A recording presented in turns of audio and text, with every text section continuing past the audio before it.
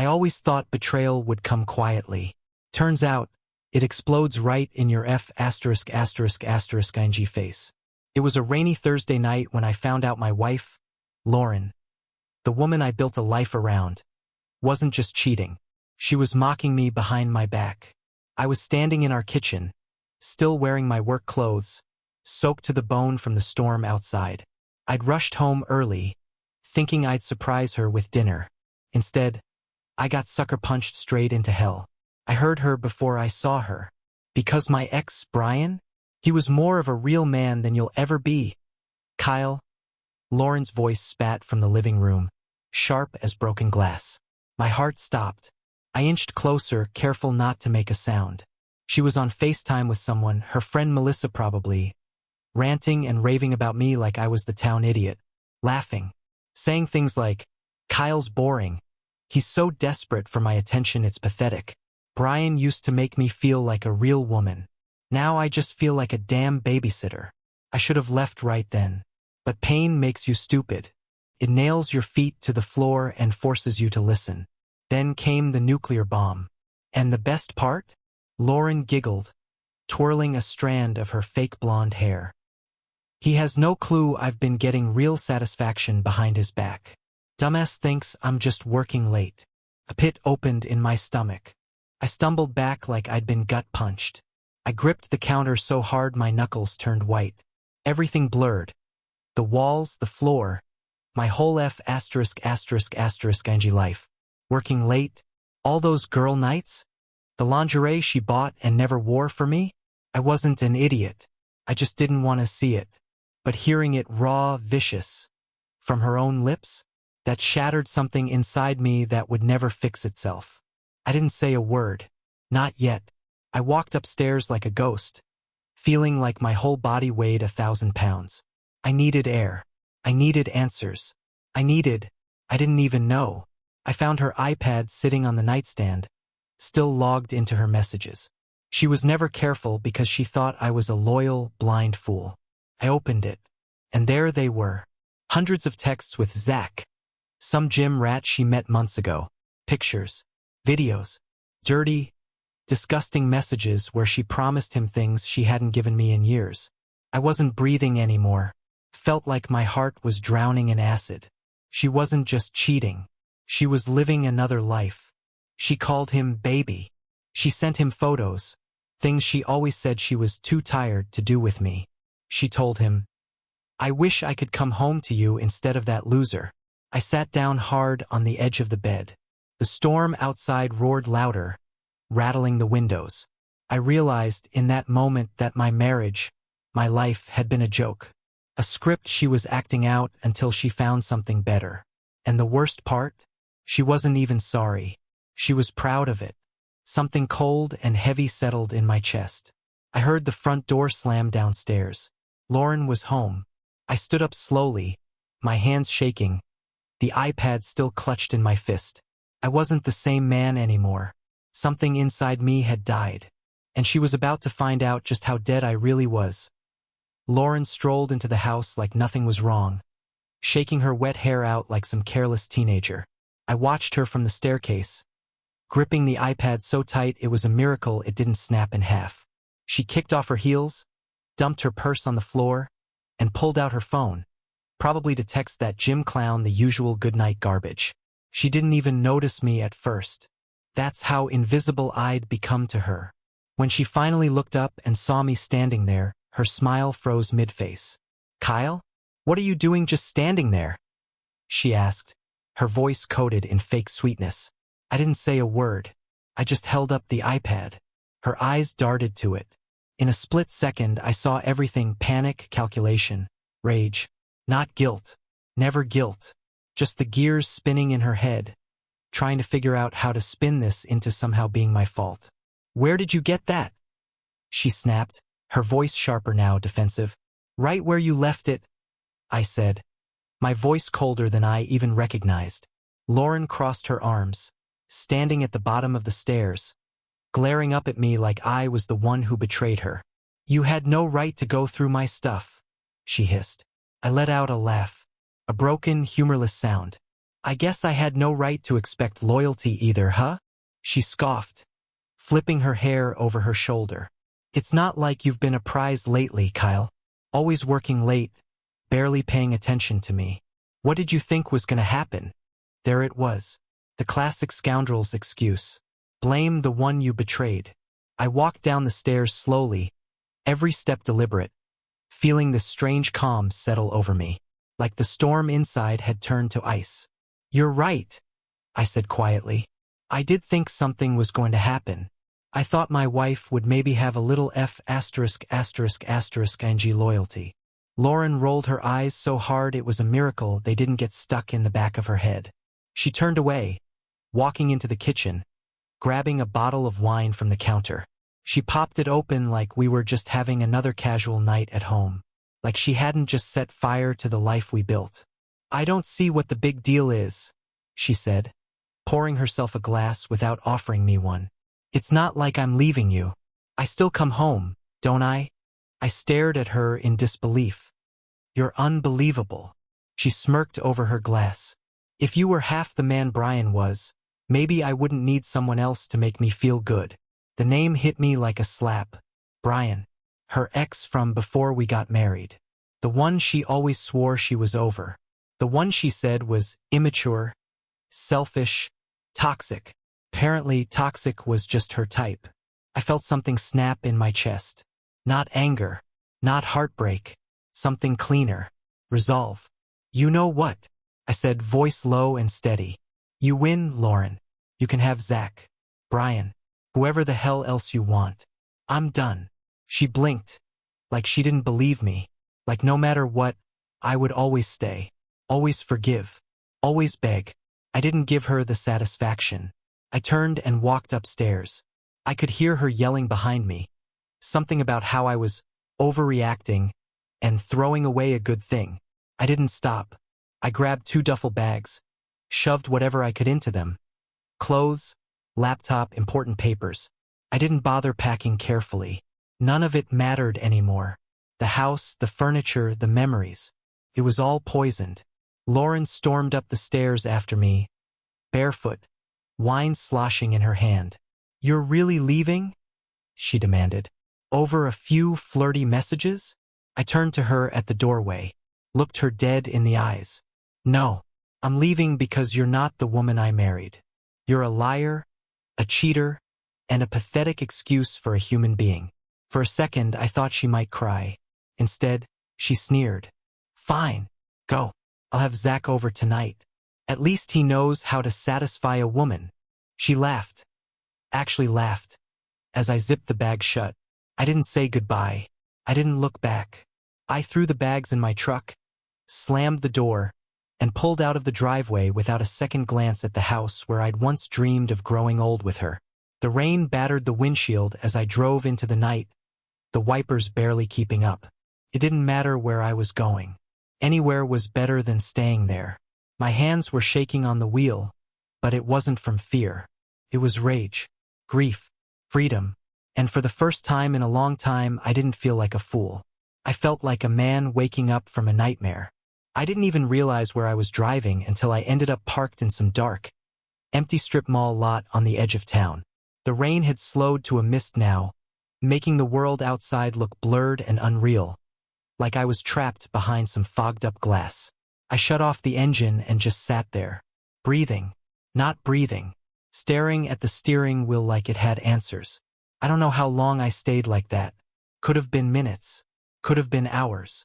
Time didn't exist in that hollow, gutted place my heart had become. Images of Lauren kept flashing through my mind like some cruel slideshow. Her laughing on our wedding day, her snuggling against me on the couch, her moaning some other man's name, her calling me less than a real man. I slammed my fist into the dashboard so hard the pain exploded up my arm, but it felt good, real. It cut through the numbness curling around me like poison ivy. How the hell had it come to this? How the had I let it? I replayed every conversation we ever had where she told me she loved me. Every kiss that now felt fake. Every damn time I ignored the pit in my stomach because I didn't want to be that jealous guy. What a joke. Lauren had been playing me for a fool for God knows how long. And I let her. I handed her the blade and smiled while she shoved it between my ribs. I gripped the wheel tighter, my knuckles white in the dim glow from the streetlights.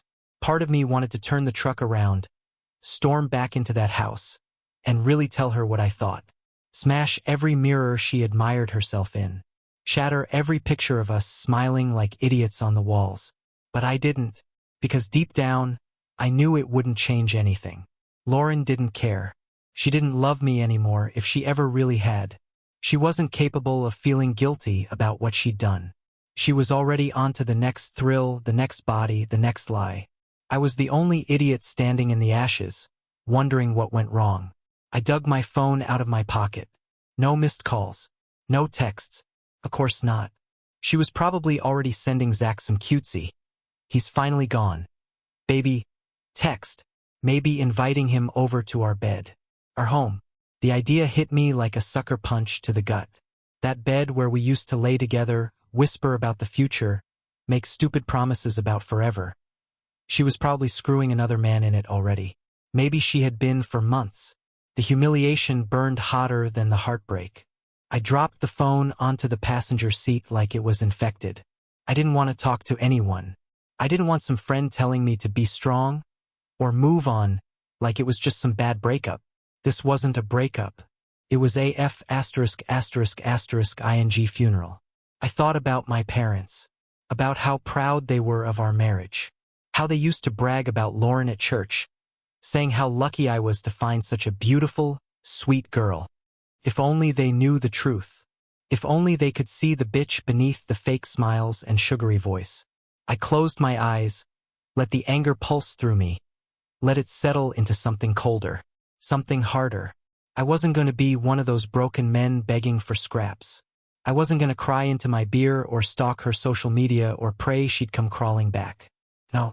If Lauren wanted to live like a cheap knockoff of some reality TV whore, let her. She wasn't my problem anymore. I started the engine again, feeling the rumble beneath me steady my hands a little. I needed a plan, somewhere to stay for the night, somewhere I could breathe without smelling the ghost of her perfume on the sheets. A motel. Anywhere. I pulled out of the lot, merging back onto the empty road. The rain had stopped completely now. Just slick streets gleaming under the streetlights like black glass. Felt symbolic somehow. The storm was over. Now came the cleanup. As I drove, something shifted inside me. A realization. A vow. I would never, ever let someone make me feel that small again. Not Lauren. Not any woman. Not anyone. I wasn't the weak one here. She was weak enough to need constant attention from strangers. Weak enough to throw away something real for a few cheap thrills. Weak enough to lie with a straight face and call it just flirting. I wasn't the failure. I was the escape artist. And I had just broken free. I drove on into the night, away from the wreckage of my old life, feeling the first real breath of air fill my lungs in months. It didn't erase the pain. Not even close. But it was a start. The first step away from her. The first step back to myself. The motel room was even more depressing than I expected. A cracked mirror over a sagging dresser, a stained armchair shoved into the corner, and a bed that looked like it had seen too many bad decisions. I tossed my bags onto the floor and sank onto the mattress, the springs groaning beneath me like they resented my existence. I stared at the ceiling, trying to imagine what tomorrow was supposed to look like. Was I supposed to just go to work like nothing happened? Smile and nod and file reports while my whole damn world was crumbling? No, I couldn't live like that. I needed to make it official. Final. I needed a divorce. The word tasted bitter, but it felt right. There was no saving a marriage where love had been replaced with lies and cheap motel hookups. I wasn't going to let her gaslight me into thinking this was normal or forgivable. I grabbed my phone, thumbs hovering over the screen, and typed, "Divorce lawyers near me." It was almost midnight, but it didn't matter. I'd start the process first thing in the morning. I wasn't wasting another second pretending we had something worth saving. Before I could hit search, my phone lit up. Lauren. I stared at her name, my chest tightening. Part of me, the stupid, wounded part, wanted to answer, wanted to hear some apology, some confession, anything to make sense of it. But the smarter part of me knew better. Still, curiosity gnawed at me. I let it ring out, then opened the voicemail she left. Her voice was fake sweet, the same tone she used when she wanted something expensive. "Hey, babe. Look, I think we both said some things we didn't mean tonight. I know you're upset, but can we just talk? Come home? Please." She ended it with a little fake sob, like she thought that would erase everything. I laughed bitterly and deleted the message. Less than 5 minutes later, another call. Another voicemail. This time, no sweetness. Just venom. "You think you're some big man now? Walking out like you're the victim? Newsflash, Kyle, you were boring. You're still boring. Zach knows how to make a woman feel alive. You were just safe." I set the phone face down on the nightstand and stared out the dirty window. There it was. The real Lauren. The real contempt she'd been hiding behind those dead smiles for months. Maybe years. Should have hurt. But strangely, it felt freeing. I didn't have to wonder anymore. I didn't have to keep loving the version of her I'd made up in my head. The woman I married was already dead. This bitch calling me boring was a stranger. I got up, pacing the room. My mind raced, planning the next moves.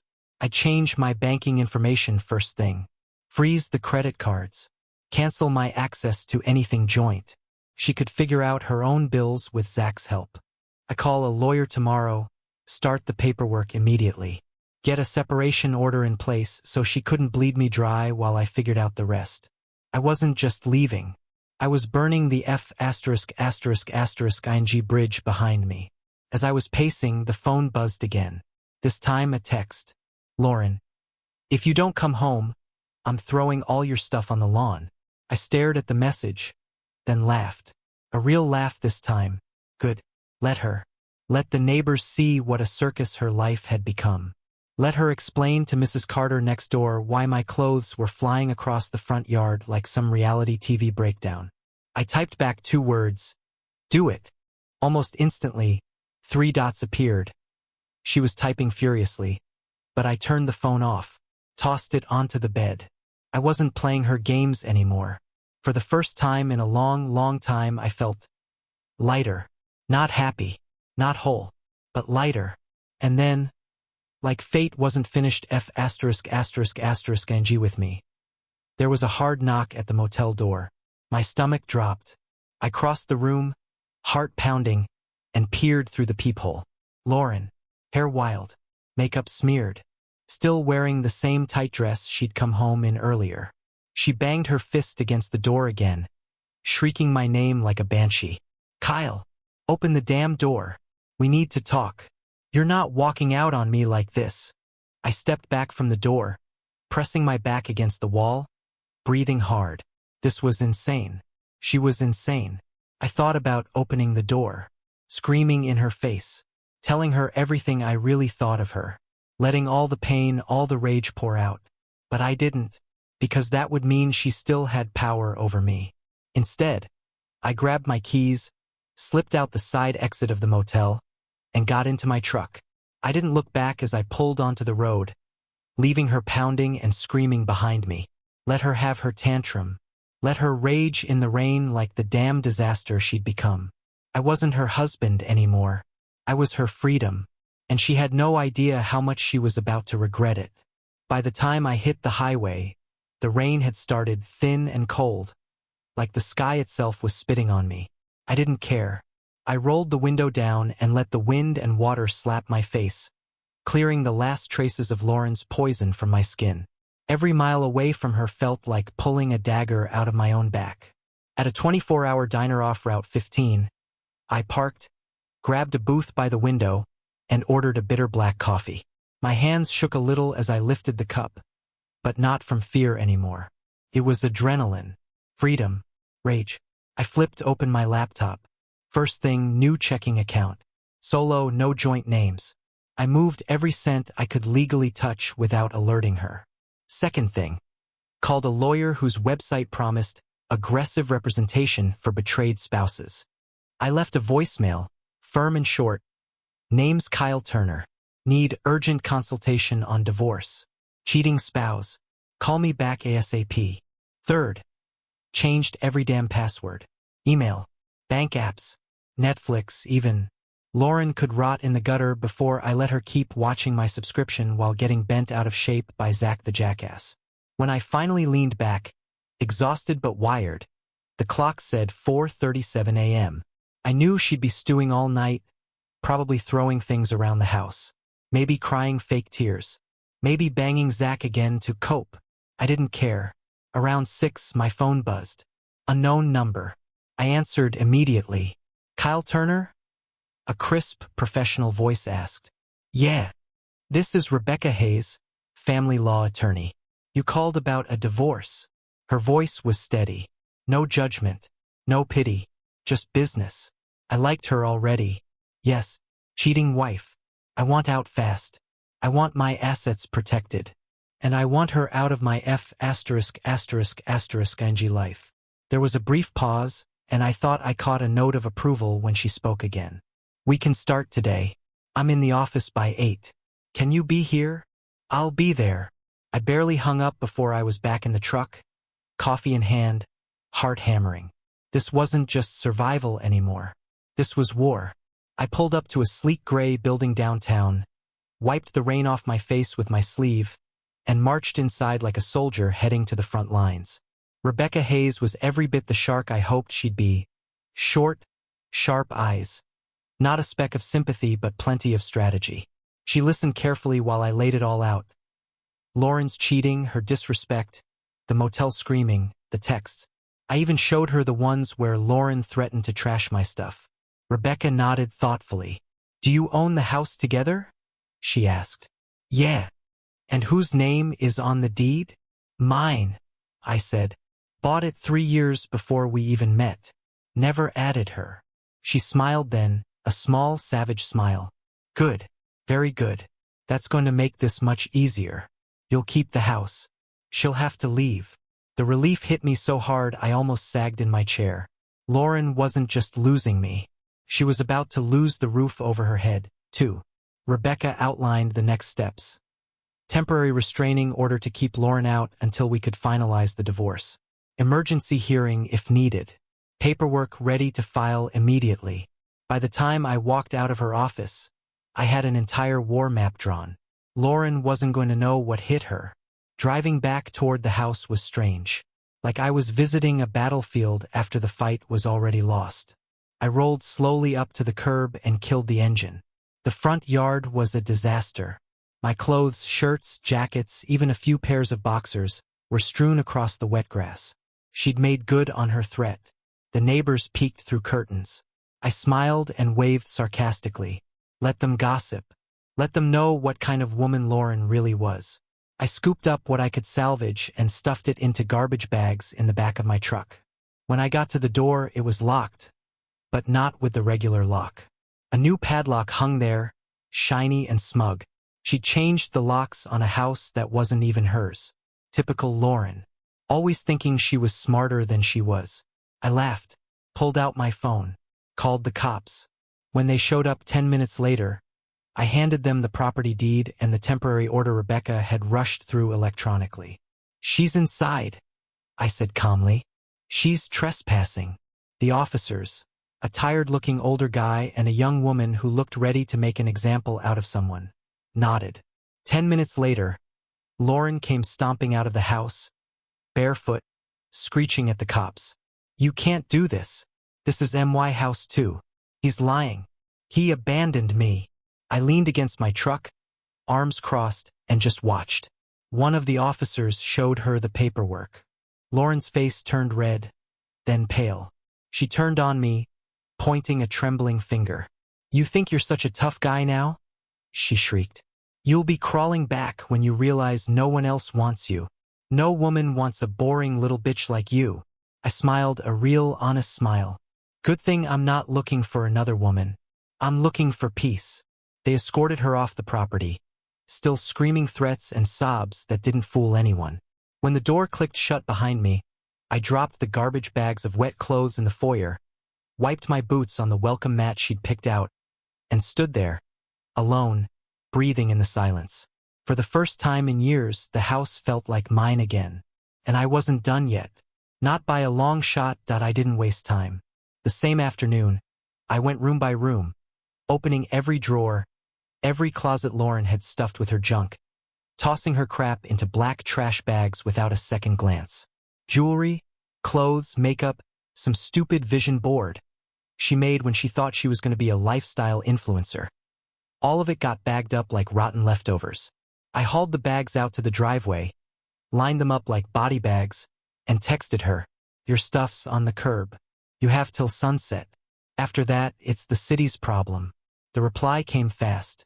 "You're a heartless piece of shit, Kyle. After everything I gave up for you. You're a pathetic excuse for a man." I didn't even bother answering. Let her scream into the void. I went inside, showered off the stench of the past 6 years, and crashed for the first real sleep I'd had in months. When I woke up, Lauren's stuff was still sitting there, untouched. Typical. Always wanted other people to clean up her mess. I called the garbage company, ordered a special pickup. They laughed when I told them it was an ex-wife emergency. Felt good to laugh too. 3 days later, Lauren tried a new tactic. She showed up at my job.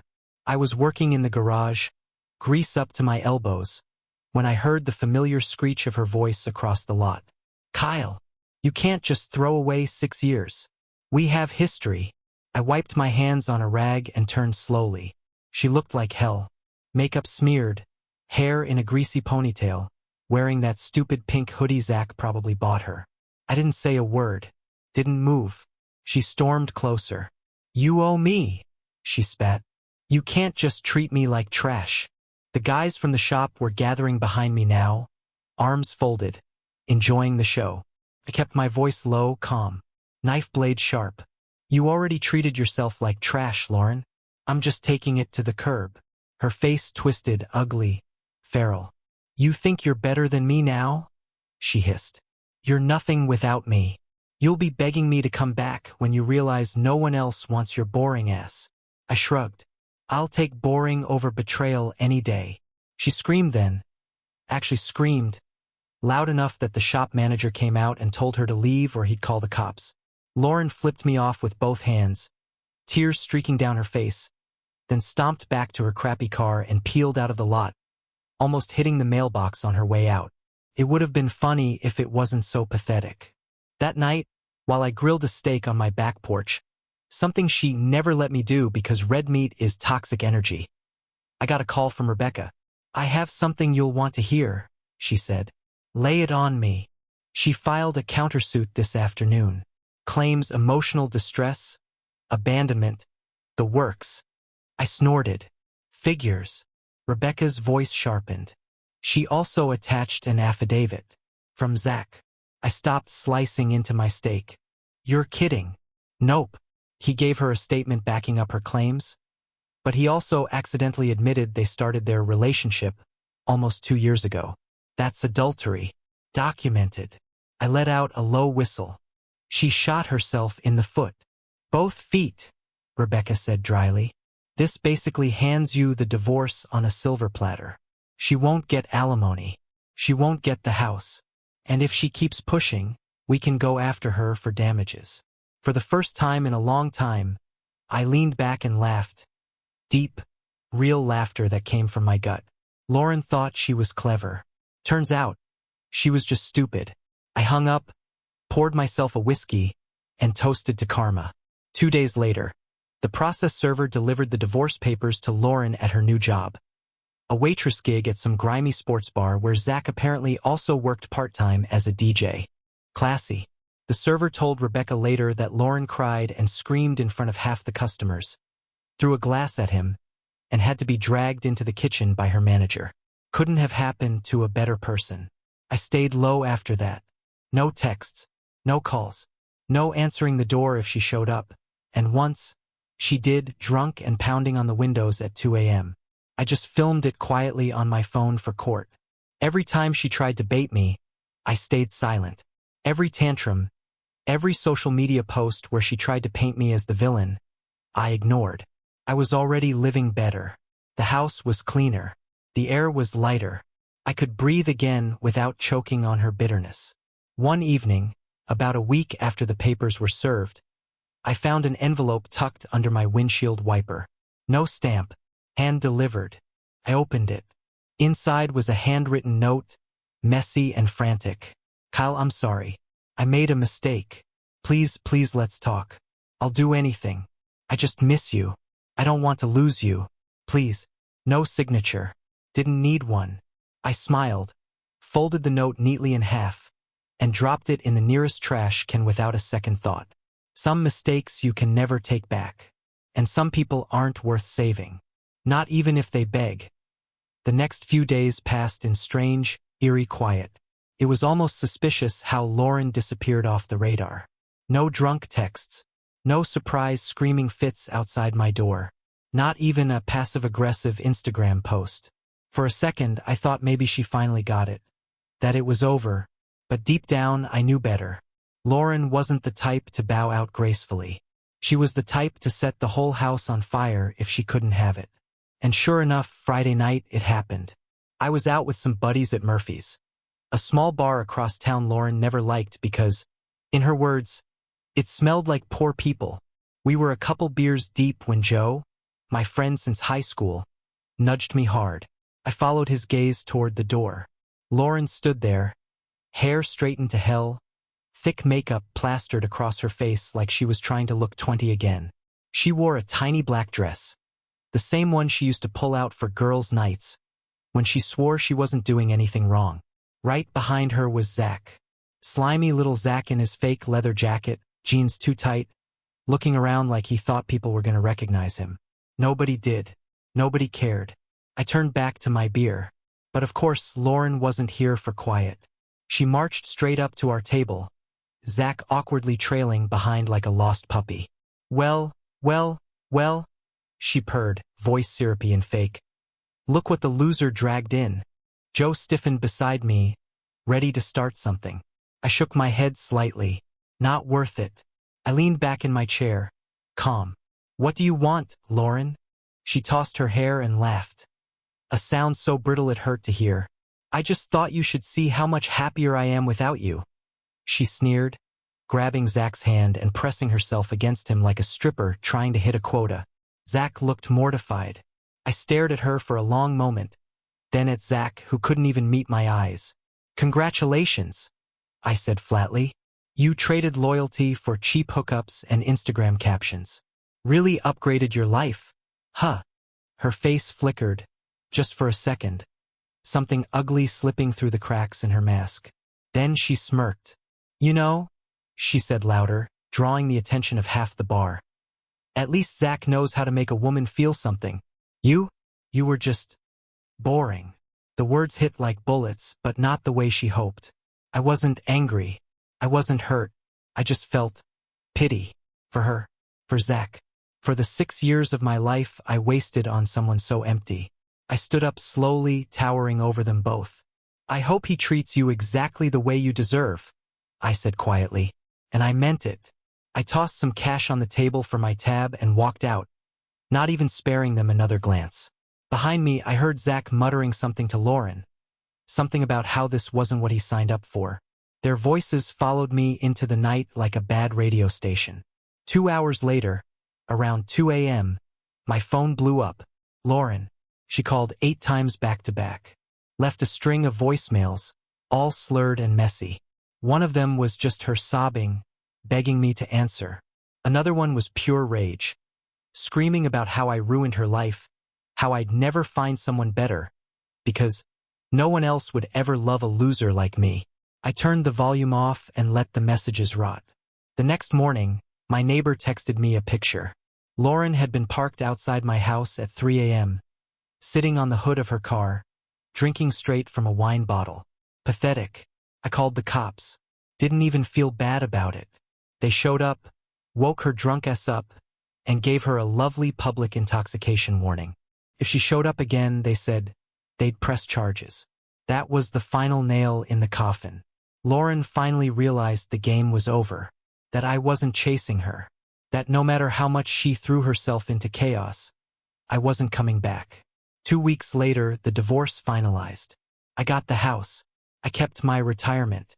She walked away with nothing but her shitty Honda and a mountain of credit card debt she'd racked up trying to impress Zach.